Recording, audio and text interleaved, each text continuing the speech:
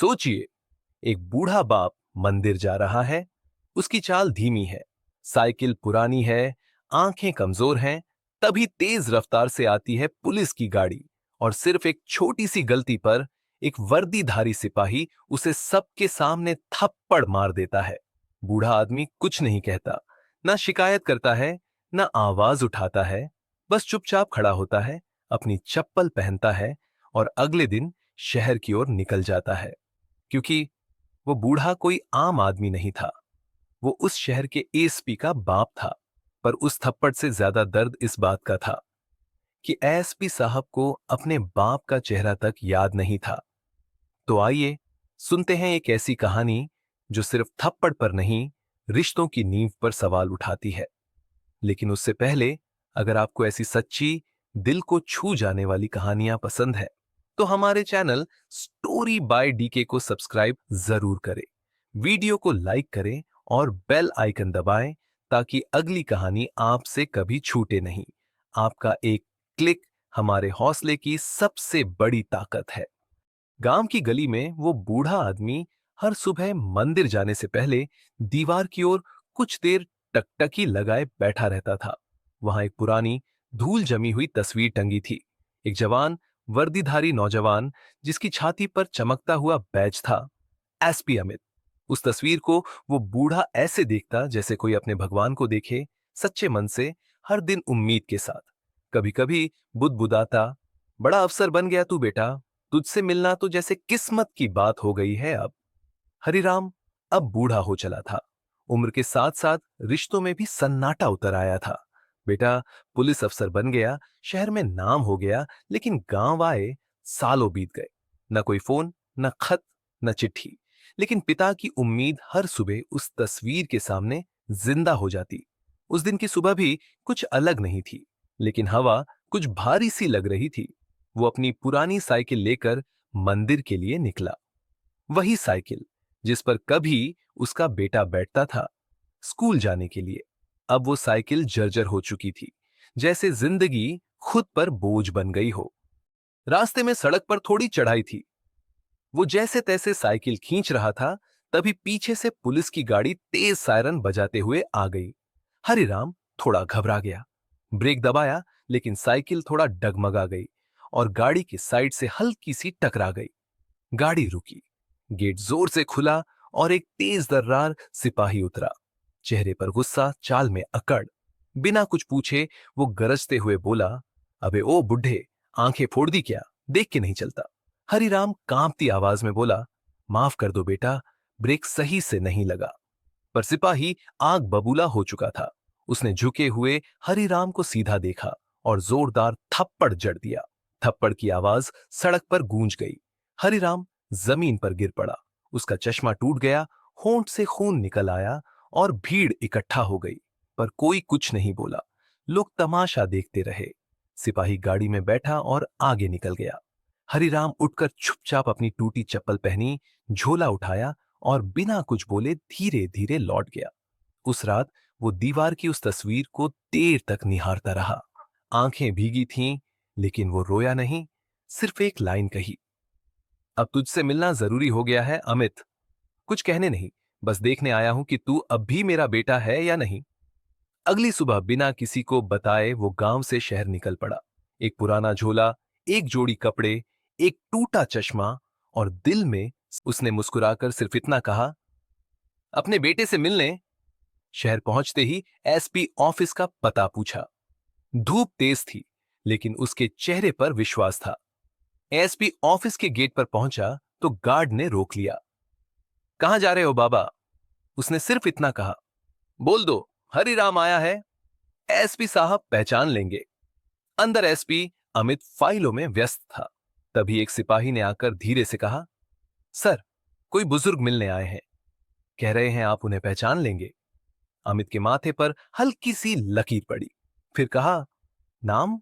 सिपाही बोला, सर हरिराम। बस इतना सुनना था कि जैसे वक्त वहीं थम गया। फोन हाथ से गिरा नहीं, लेकिन दिल जरूर डगमगाया। जल्दी जल्दी चलकर बाहर आया और सामने वही चेहरा खड़ा था। वो चेहरा जिसने उसे पैदा किया, पढ़ाया, बड़ा किया, लेकिन जिस चेहरे को देखे कई साल बीत चुके थे। आवाज कांपती हुई निकली, बाबा, आप यहां? हरिराम मुस्कुराया।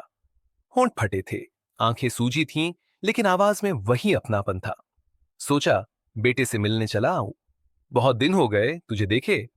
अमित उसे अंदर ले गया, कुर्सी दी, पानी दिया। लेकिन जब हरिराम की आंखों पर सूजन देखी तो पूछा, बाबा, ये क्या हुआ?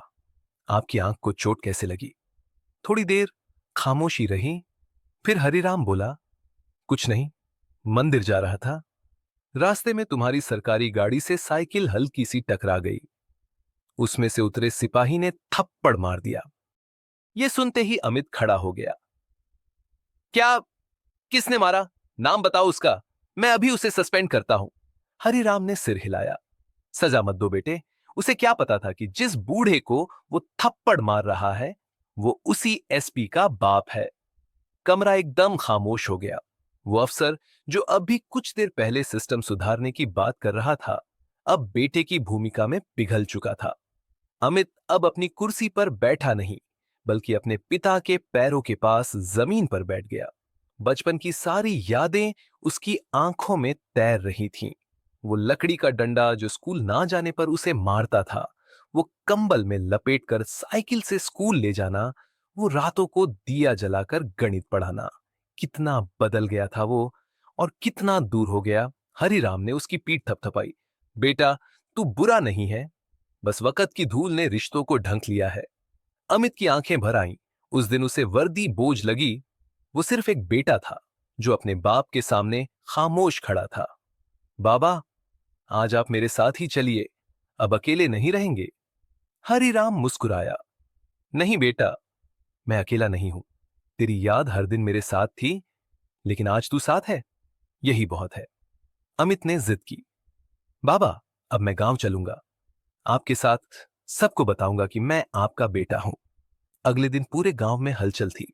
एसपी साहब खुद गांव आ रहे थे, लेकिन सरकारी दौरे पर नहीं, अपने बूढ़े बाप के साथ। गाड़ी से उतरे तो गांव के लोग चौंक गए। अरे, मास्टर जी का बेटा एसपी है? हमने तो कभी सोचा भी नहीं। अमित ने झुककर गांव की मिट्टी को छुआ और सबसे पहले मंदिर गया। वही मंदिर जहां उसके पिता थप्पड़ खाकर लौटे थे। उसके बाद उसने गांव स्कूल जाकर उस पुराने कमरे को देखा जहां हरिराम बच्चों को पढ़ाया करता था। अगले दिन अमित ने प्रेस कॉन्फ्रेंस बुलाई। मंच पर खड़े होकर उसने कहा, मुझसे बड़ा अपराधी कोई नहीं है, क्योंकि मैंने उस इंसान को अकेलेपन की सजा दी जिसने मुझे जीना सिखाया। जिस पिता ने मुझे चलना सिखाया, उसे मैं पहचान नहीं पाया। अब से कोई भी पुलिसकर्मी अगर किसी बुजुर्ग से अभद्रता करेगा तो सस्पेंड नहीं, बर्खास्त किया जाएगा। और मैं खुद हर गांव जाकर देखूंगा, कहीं कोई हरिराम अकेला तो नहीं।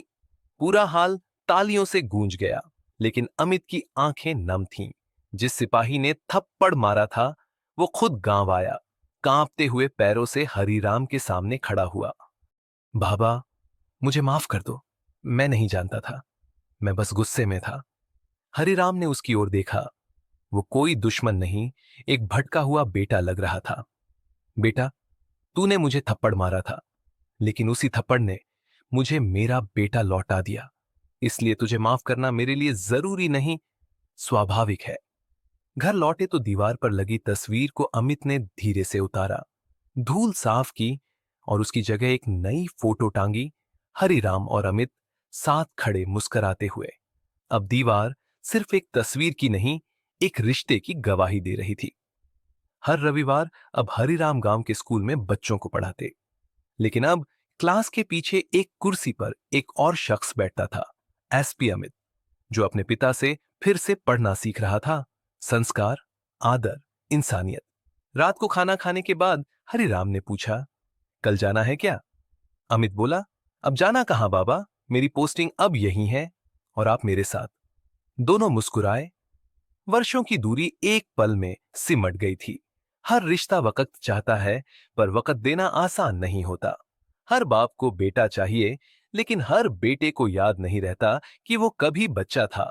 इस कहानी का अंत नहीं है, बल्कि एक सवाल है, क्या हमारे माँ बाप को भी कभी थप्पड़ खाना पड़ेगा ताकि हम उन्हें पहचान सकें?